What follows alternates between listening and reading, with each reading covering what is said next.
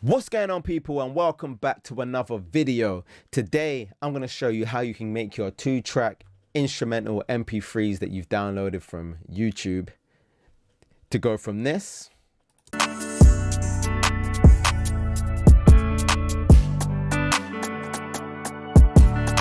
to this.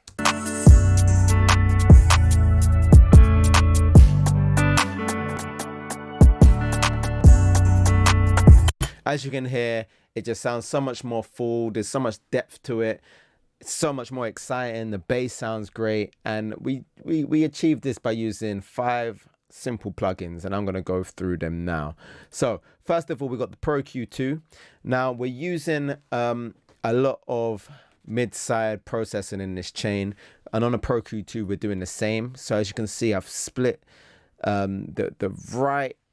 the EQ on the right channel. I'm doing a little boost here, and that's just so I can get the sample just to be pushed to the side a little bit. I've raised the gain so you can kind of get what I'm saying, hear clearer what I'm saying.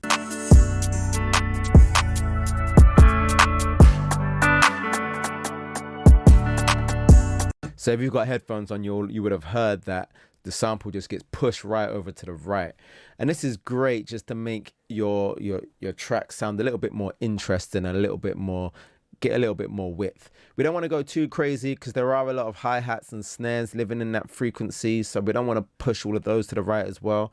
But I did just want to get certain parts of the track pushed into different directions. And then here in the mid 60 hertz, we're doing an overall boost. You can see there's no like left or right on there. It's just an overall boost there at 60 hertz. And that's just because I wanted a little bit more bass. But everything else is just kind of tailored to how I felt sound good and sound interesting, and not so just bang straight down the middle. So yeah, that's the Pro Q2. I just realized I'm still using the Pro Q2. There's a whole Pro Q3 out, and I'm still rocking with the Q2, but what can I say? We've got the R bass. The R bass is going to be your best friend when it comes to getting your bass on your 2 tracks just to sound a little bit more prominent. It adds saturation to whatever frequency you set it at. So I wanted it to be a little bit higher, and I wanted for you to really, especially in smaller speakers, be able to hear the 808 slides and everything else. So let's hear what that's doing.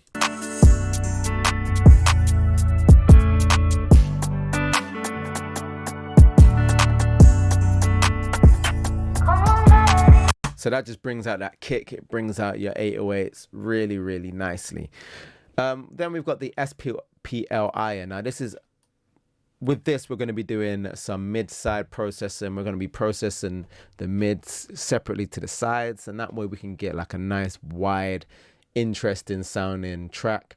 I start off with this mix bus preset, and then I usually tweak it a little bit. So I think in the preset, it boosts the output of the sides really loud, and I feel really high, and I feel like it's a little bit too much, so I just bring it down.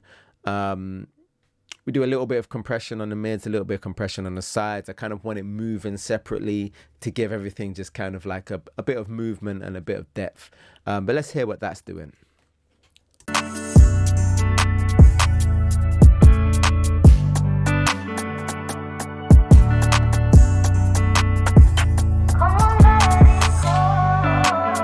So as you can see, it just gives it a lift, doesn't it? We're also using this stereo width knob right here, and we've boosted it to about 114, 113. There you go. Mono Maker is quite good as well, because you can set that to make sure that nothing that you're doing is interrupting your low end. I might even turn it up a little bit actually to maybe like 70. So that makes everything below 70 hertz mono, and you're not troubling your low ends too much, because if you do add too much width to your low ends, that's when you start losing that punch, and we don't want that. Then we've got the curve bender, and the reason I like the curve bender is for this 20 hertz EQ right here. This just adds excitement and a shine to your beats, to your hi-hats, just the higher end of the track in general. So let's give that a listen.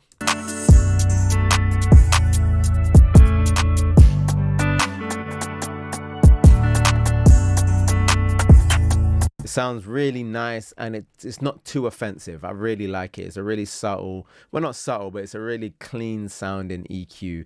And I'll be real with you, it's the main thing I use this curve bender for. You can, you know, the high mids are pretty good as well, and the lows too, but that 20k is really nice for me. And then finally, the infamous God Particle plugin by Jason Joshua. Let's just have a listen to what that's doing from the jump.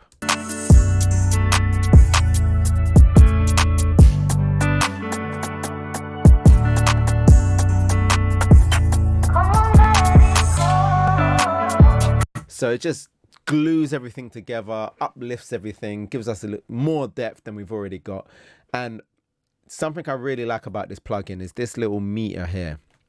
Now, if you're a beginner, even if you're not a beginner, this is a really good template and a really good indication on whether your tracks are hitting hard enough in the low end, if the mids are kind of lackluster.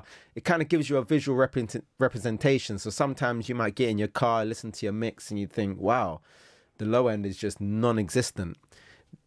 I like to just bring this plugin up sometimes and just see where I'm at, see if I'm like way below this indicator, if I'm way above it, and it kind of just gets me to my destination a little bit smoother, a little bit quicker.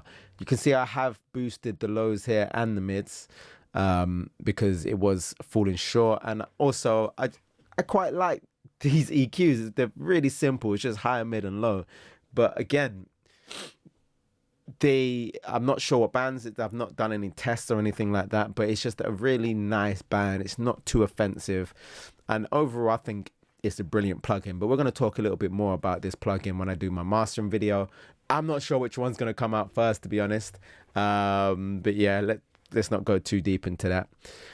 And then yeah, I probably should have mentioned as well at the very beginning, you want to clip gain. All right, make sure, because a lot of these YouTube beats are mastered, they've thrown limiters on them, and you don't want your track to be too loud going into your plugins, because you won't be able to EQ, you won't be able to add R bass if it's already too loud. You're going to be peaking, you're going to be distorting. I probably should have said that at the beginning of the video, but let's hope that people stick around to the end and don't click through. I know I click through a lot of videos, but yeah, that's my tutorial. That's my video on how to get your 2-track MP3s to sound a little bit more exciting, a little bit more interesting, and most importantly, get a little bit more depth to it. So yeah, I hope you guys enjoyed that.